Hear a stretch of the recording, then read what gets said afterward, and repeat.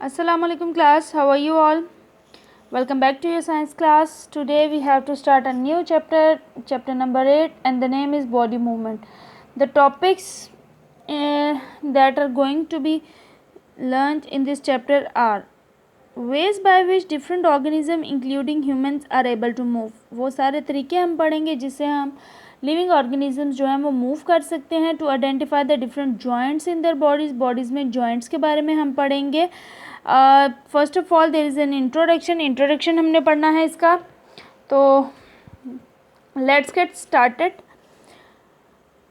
Basically अगर living organism की बात की जाए तो लिविंग ऑर्गेनिज्म सब के सब का मेन जो पर्पस होता है दैट इज़ मूवमेंट पॉसिबल होती है तो हम अपनी सारी एक्टिविटीज़ परफॉर्म कर सकते हैं. अगर अदरवाइज़ हमारी एक्टिविटीज़ परफॉर्म नहीं कर सकते. तो बॉडी में मूवमेंट किस वजह से होती है? बॉडी में मूवमेंट होती है हमारी बोन्स और हमारे मसल्स की वजह से. ठीक है, सारे के सारे ऑर्गेनिजम्स बोनी स्ट्रक्चर के नहीं होते. कुछ जेली लाइक स्ट्रक्चर भी होते हैं. लाइक जेली फिश की अगर हम बात करें तो ऐसे ऑर्गेनिजम्स जिनके बैक बोन होती है उनको हम वर्टिब्रेट कहते हैं. ठीक है, those that have a backbone are called vertebrates. जिस तरह लिविंग बॉडीज़ हैं, बैक बोन यहाँ पे अगर देखा जाए तो ये जो स्ट्रक्चर है इसमें बैक बोन हमारी जो होती है जो हमें सपोर्ट प्रोवाइड करती है उसकी वजह से हमें कहा जाता है वर्टिब्रेट. ठीक है, और कुछ ऑर्गेनिज्म ऐसे होते हैं जिनमें बैकबोन प्रेजेंट नहीं होती. बहुत से वर्म्स इसमें आ जाते हैं, उनको हम इनवर्टिब्रेट्स कहते हैं.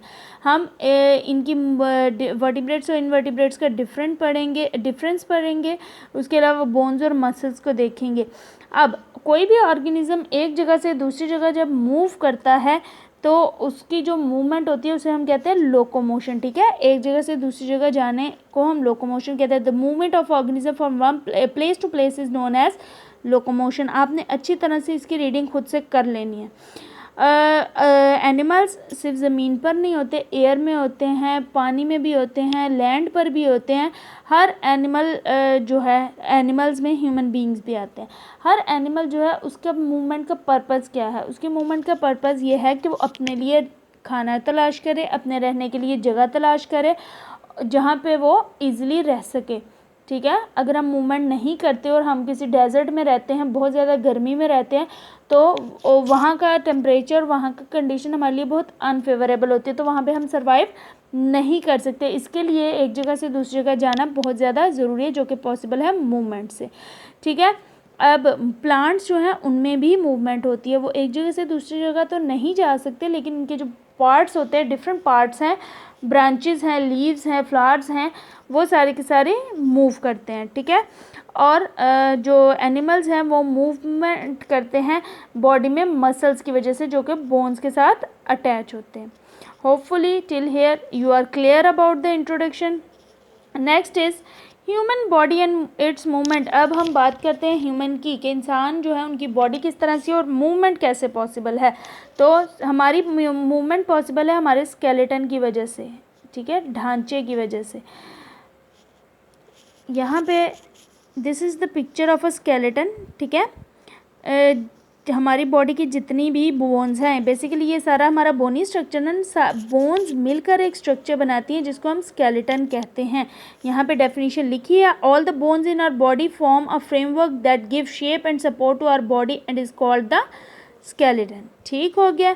अब हम बात करते हैं कि हमारी बॉडी के अंदर टोटल कितनी बोन्स होती हैं. तो एक जो एडल्ट पर्सन होता है उसकी बॉडी में 206 बोन्स होती हैं. ठीक है, अब वो जो 206 बोन्स है उनमें बहुत सी बोन्स हमारे बॉडी के इंटरनल स्ट्रक्चर की प्रोटेक्शन करती हैं और कुछ हमें मूव करने में हेल्प आउट करती हैं. ठीक है, और बोन क्या है जी? The bone is a mixture of soft material and hard non living material salts. ठीक है, बोन का इंटरनल जो स्ट्रक्चर होता है, अंदर वाला जो स्ट्रक्चर होता है वो सॉफ्ट होता है और बाहर वाला स्ट्रक्चर हार्ड होता है जो कि सॉल्ट से मिलकर बना होता है. अब बोन्स हार्ड क्यों होती हैं? बोन्स हार्ड इस वजह से होती हैं कि अगर वो सॉफ्ट होंगी तो वो कहीं पे भी बेंड हो जाती है, हमारी बॉडी फिर रिजिड नहीं रहती. सबसे पहले आ जाता है हमारे पास स्कल. स्कल क्या है? हमारा हेड का जो पोर्शन है. खोपड़ी जिसको कहा जाता है, इसका काम है हमारे ब्रेन को प्रोटेक्ट करना, ठीक है। इसके अंदर इसकी सारी जो बोन्स होती हैं वो एक दूसरे के साथ बहुत अच्छी तरह से जुड़ी होती हैं, जिसकी वजह से हमारा जो ब्रेन है, ब्रेन क्योंकि बहुत ज़्यादा डेलिकेट होता है, नाजुक होता है, तो उसकी प्रोटेक्शन भी उतनी ज़्यादा ज़रूरी है। तो स्कल क्या करता है, उसकी प्रोटेक्शन करता है। नेक्स्ट आ जाता है हमारे पास रिब केज। रिब केज की यहाँ पे आपके पास डायग्राम भी बनी हुई है। ये हमारी बॉडी के जो फ्रंट पोर्शन है वहाँ पे आता है।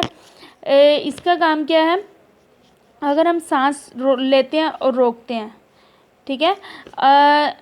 Now run your fingers on your chest, what do you feel.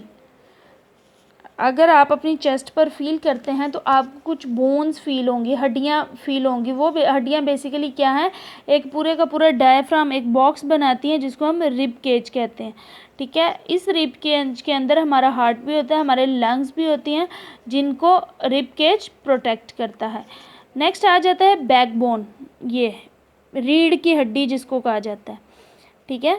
रीढ़ की हड्डी जो है ये हमें इरेक्ट, बिल्कुल सीधा खड़े होने में हेल्प करती है। अगर हम कहीं पे चल फिर सकते हैं तो वो इसकी वजह से ही चल फिर सकते हैं। ये एक पूरी चेन होती है जो छोटी छोटी हड्डियों से मिलकर बनी होती है। इसके अलावा ये स्पाइनल कॉर्ड, ब्रेन जो हमारा CNS है, सेंट्रल नर्वस सिस्टम है, उसका जो सेकंड पार्ट होता है स्पाइनल कॉर्ड, ये उसको भी प्रोटेक्ट करता है, जो कि बिल्कुल इसके ऊपर होता है। और इसका काम क्या है, ये मैसेजेस लेके जाता है बॉडी और ब्रेन के दरमियान। अगर ये नहीं होगी, रिब केज नहीं होगी, तो बॉडी और ब्रेन का जो कनेक्शन है वो भी ख़त्म हो जाता है।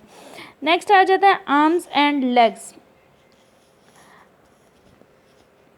आर्म्स और लेग्स जो हैं वो लॉन्ग बोन से मिलकर बनती है और इनके दरमियान जॉइंट्स होते हैं, जिसकी वजह से हम घुटने झुका सकते हैं, अपना बाजू जो है उसको भी बेंड कर सकते हैं। अदरवाइज़ अगर इसमें एक ही बोन होती तो बाजू बिल्कुल सीधा रहता, ठीक है। ये भी सपोर्ट प्रोवाइड करते हैं। लेग्स की वजह से हम चल सकते हैं, स्टैंड कर सकते हैं। और जो हमारी आर्म्स हैं, 4 आर्म 4 लेग्स, जिनमें फिंगर्स और टोज़ हैं हमारे, वो क्या करते हैं, हमें हेल्प आउट करते हैं चीज़ों को पकड़ने में।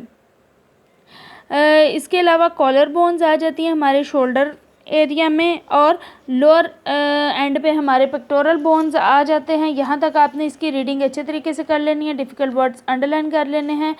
in the next chapter in the next lecture we'll study about the joints. If you will be having any confusion, you can comment in the classroom. Till my next video, take care. Allah Hafiz.